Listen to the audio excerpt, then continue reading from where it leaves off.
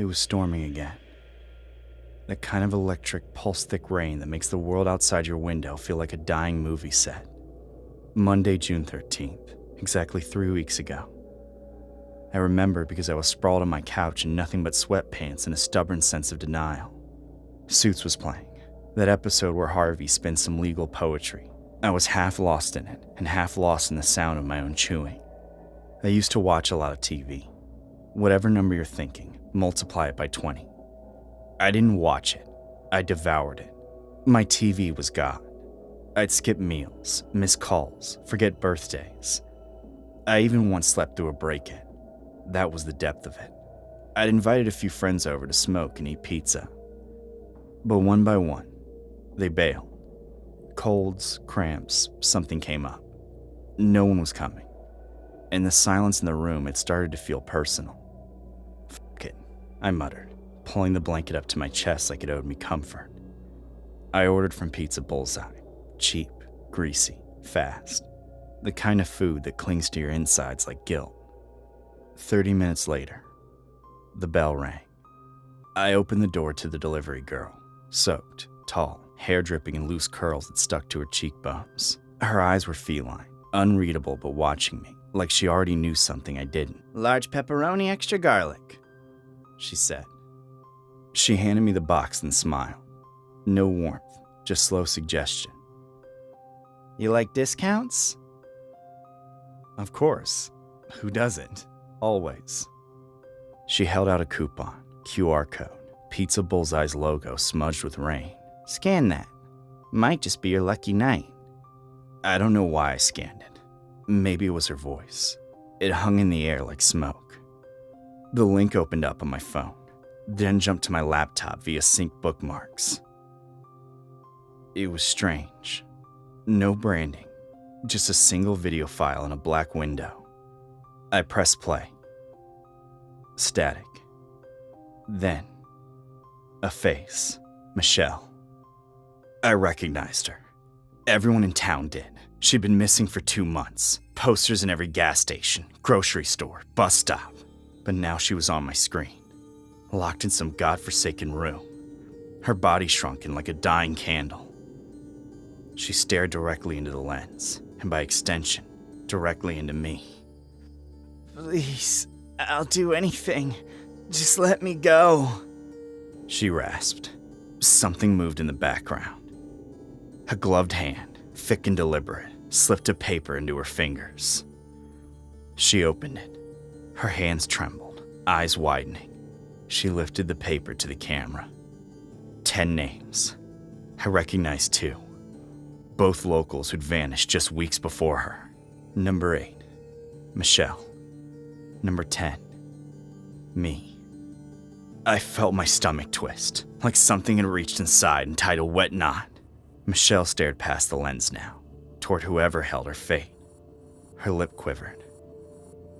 "Dad, if you see this, I'm sorry." Then she raised a box cutter. "No, no, no," I whispered. She screamed as the blade cut down, camera shaking violently. The video glitched, then steadied, the sound of a body hitting the floor. Then, silence. Her name was crossed out. And just like that, my laptop powered off. The room was silent, save for the TV still playing some episode I no longer cared to watch. I couldn't move. My limbs were ice, breath caught halfway between scream and silence. I didn't sleep that night. I didn't go to the police. What would I even say? Hey, I watched a girl die through a pizza coupon link and now I'm next? No chance I was becoming some punchline on Dateline. So I shaved my head, grew a beard, packed a bag. 3 weeks later, I checked into a roadside motel in western Nevada. The kind of place where the walls were so thin you could hear your neighbors in real time. I laid low, ate from vending machines, drank from the tap, tried not to think. That night, it stormed again. Of course it did. The motel TV had nothing but static, so I wandered to the vending machine in the hallway. That's when I saw her. The delivery girl. Dripping, same uniform, same goddamn smile. "You followed me," I whispered. She stepped close. The hallway light flickered above her head like a cheap horror set. "You scanned the code. That's consent." "What the hell do you want from me?" Her voice dropped, low and lazy. "Same thing everyone wants. Attention." She brushed past me, fingers grazing my arm. I flinched but followed. Her room was 2 doors down from mine. She didn't ask me in. She didn't need to. "I don't even like pizza," she said. She locked eyes with me as she kicked off her boots. "You want to know what the real discount is?" "What?" "Your life. Tonight only," she whispered. But something was off. Her hands were shaking. Her pupils were dilated. Her skin had that thin sheen of someone who hadn't been real for years. I stepped back. She tilted her head. "You think this is about sex?" "I think this is about murder." She smiled. "Both.